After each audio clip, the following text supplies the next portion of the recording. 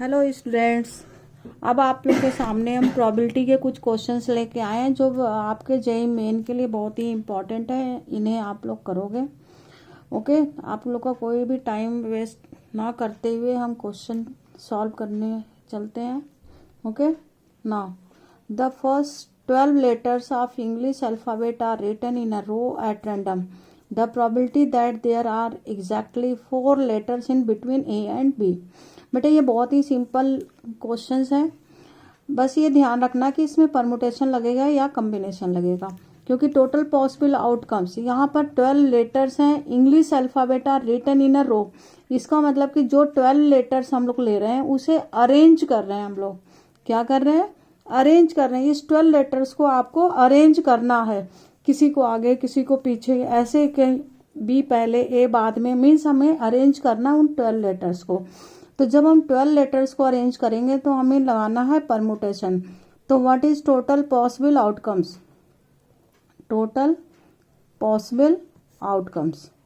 Okay, तो जब आप टोटल पॉसिबल आउटकम्स निकालोगे तो क्या बनेगा? 12p12 मीन्स ये हो गया 12 factorial.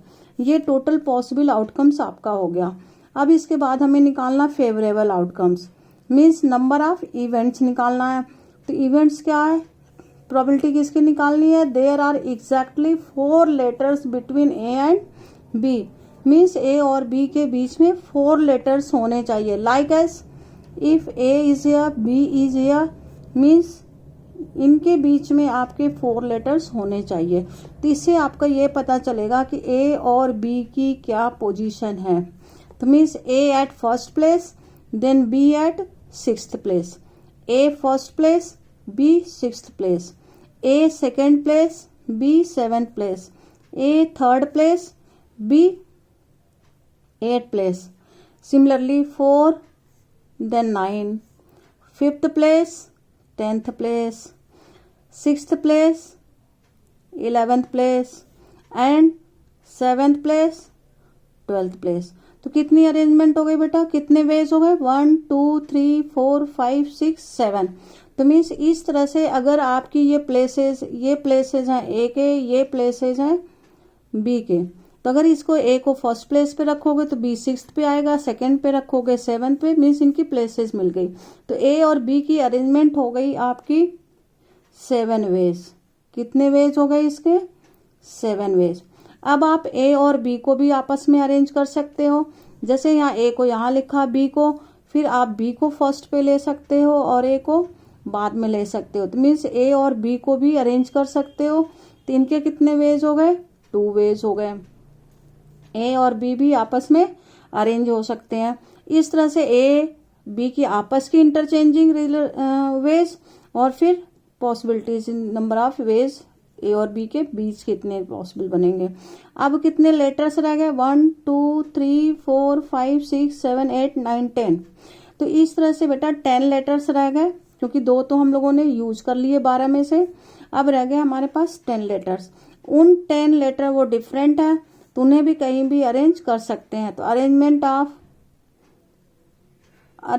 Of remaining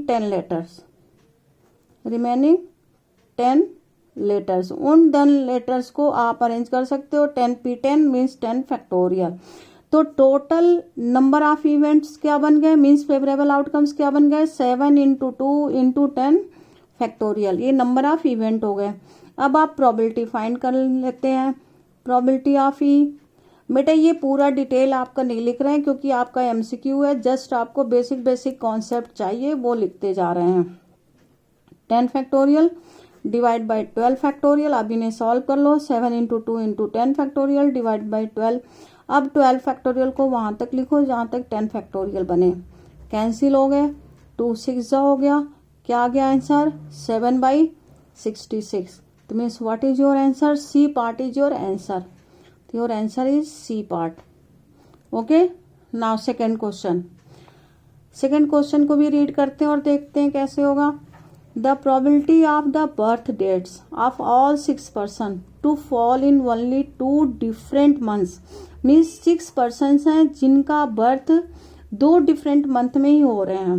like as अगर कुछ लोगों के जनवरी में तो कुछ के फरवरी में, कुछ के फरवरी तो कुछ के मार्च, इस तरह से हो रहे हैं। ये एग्जैक्टली नहीं गिवन है कितने लोग का जनवरी कितने लोग का फरवरी या डिफरेंट मंथ्स में है। ये लिख रहा है कि वो 6 मंथ जो है वो डिफरेंट मंथ में 6 people are birth fall in 2 different months. तो इस क्वेश्चन के लिए सबसे पहले आपको टोटल पॉसिबल आउटकम्स निकालना है। देखो कितने पीपल हैं, 6, P1 P2 P3 P4 P5 P6। अब हर पीपल के लिए कितने मंथ है, 12। ये तो नहीं मालूम कौन किस में, तो सभी के लिए कितने मंथ है, 12। तो इसका मतलब कि अगर हम टोटल पॉसिबल आउटकम्स निकालें, टोटल पॉसिबल आउटकम्स, अब सभी के लिए 12 मंथ है, तो अब इनका मल्टीप्लाई करेंगे तो क्या मिलेगा, outcomes, sorry, total possible outcomes 12 into 12 into 12 into 12 into 12, तो 12 रेस्ट पावर 6 हो गए। ये टोटल पॉसिबल आउटकम्स हो गए। अब इसके बाद करेंगे नंबर ऑफ फेवरेबल आउटकम्स के लिए, मीन्स इवेंट के लिए। Number of favourable outcomes means event is 2 different months. तो इसका मतलब कि हमें पहले 2 डिफरेंट मंथ्स सेलेक्ट करने होंगे। कहाँ से सेलेक्ट करने होंगे, इन 12 मंथ से। तो पहले हम लोग 2 डिफरेंट मंथ्स निकालेंगे। Number of possible ways of 2 different months, 2 different months, 2 different months के लिए पहले ये निकालेंगे। तो क्या बनेगा, सेलेक्ट करना है इसलिए कॉम्बिनेशन यूज होगा। इसे सॉल्व बाद में करेंगे, पहले इसके यहीं छोड़ देते हैं। अब ये 2 मंथ हम लोगों ने सेलेक्ट कर लिया, वो कोई भी 2 मंथ हो सकते हैं। अब उस 2 मंथ सारे पीपल के लिए कितने वेज हैं, 2 मंथ के 2 मंथ हैं। इस पीपल के लिए भी 2 मंथ हैं, इस पीपल के लिए भी 2 मंथ हैं, मीन्स सभी के लिए 2 मंथ हैं। ठीक है, तो कितने बनेंगे अगर सभी के लिए 2 होंगे, तो 2 2 2 2 2 2 2 रेस्ट पावर 6। बट ये डिफरेंट मंथ आ रहे हैं, क्या आ रहे हैं, डिफरेंट मंथ। तो अगर हमें डिफरेंट मंथ लेना होगा, तो अगर ये जनवरी में है तो दैट मीन्स बाकी remaining peoples are birth in February, either 2 people are birth in January, तो रिमेनिंग आर इन फेब्रवरी। इस तरह से वो डिफरेंट मंथ में होंगे। अब वो कोई भी मंथ हो सकता है। तो क्या करेंगे डिफरेंट मंथ के लिए, डिफरेंट मंथ, 2 डिफरेंट मंथ्स, तो 2 रेस्ट पावर 6 माइनस 2 ये बन गए। ठीक है, तो टोटल नंबर ऑफ इवेंट क्या आ गया, टोटल नंबर ऑफ इवेंट आ गया 12C2 into 2 raised power 6 minus 2।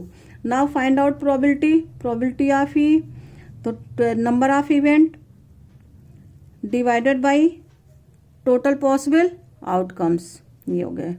तो 12 into 11 divide by 2 into 2 raised power 6 minus 2 divided by 12 raised power 6, 12 cancel out, here is remaining 5। 11 into 2 common, 2 raised power 5 minus 1 over 2 into 12 raised power 5, 2 is also cancel out.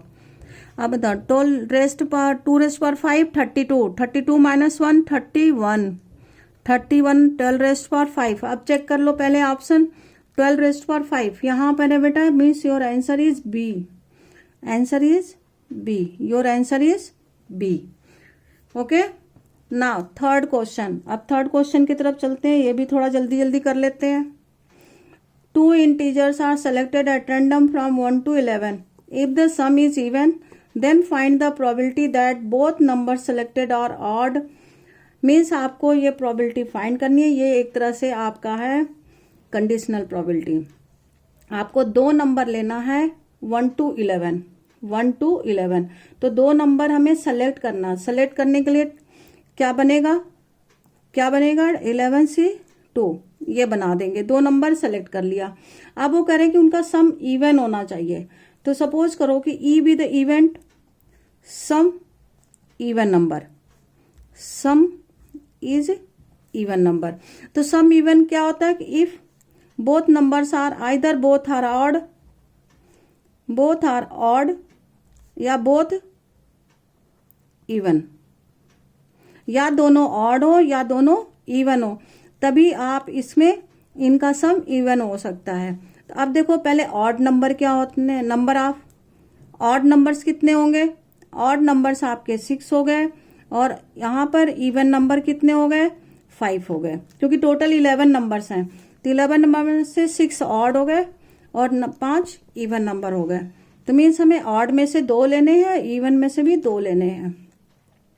तो find कर लेते हैं कितने cases बनेंगे, number of pairs, ये आपके हैं number of pairs, ये पेयर्स बन रहे हैं, नंबर ऑफ पेयर्स। यहाँ क्या बनेंगे, 5 हैं, तो नंबर ऑफ पेयर्स कितने हो गए, 5c2। ठीक है, अब इन दोनों केस में इवन आएंगे। ठीक है, अब एफ लेते हैं जिसकी प्रोबेबिलिटी हमें निकालनी है। तो बोथ नंबर सेलेक्टेड ऑड, हमें दोनों नंबर क्या चाहिए, ऑड चाहिए। तो ऑड कितने नंबर्स हैं, 6 हैं, 6 में से हमें 2 चाहिए, तो क्या बन गया, 6c2, ये बन गया। तो मीन्स हमें प्रोबेबिलिटी चाहिए, प्रोबेबिलिटी F/E का चाहिए, क्या चाहिए, F/E। तो देखो इसका कोई यूज करने की जरूरत नहीं है, सीधे हम क्या करेंगे, जो कॉमन आ गया और इन दोनों को डिवाइड कर देंगे। Probability of E intersection F divided by probability of F, ये होता है फॉर्मूला आपका। इस फॉर्मूले के अकॉर्डिंग देखो कॉमन तो आपका ये है, ये और ये कॉमन आ गया, इंटरसेक्शन आ गया, दोनों में आ गई है। तो इंटरसेक्शन पोर्शन क्या बन गया, 6c2। नंबर ई की प्रोबेबिलिटी चाहिए, तो ई का फेवरेबल आउटकम्स क्या आ गया, 6c2 प्लस 5c2। देखो ये इसलिए नहीं लिखे क्योंकि इसका भी डिनोमिनेटर यही आएगा, इसका भी डिनोमिनेटर, वो कैंसिल हो जाएंगे, इसलिए नहीं लिखा गया है। अब इसको सॉल्व कर ले, यहाँ पर क्या लिखा है, 2, तो 2 फैक्टर बना दो, क्योंकि सभी के 2 2 2 है, तो ये 2 2 2 सबके कैंसिल हो जाते हैं। तो 6 × 5 डिवाइडेड बाई 6 × 5 प्लस 5 × 4। देखो ये ट्रिक है, ये लिखने प्रॉपर, ये केवल MCQ क्वेश्चंस करने के लिए ये तरीका बताया जाता है। ठीक है, इनको केवल MCQ के लिए यूज करना है।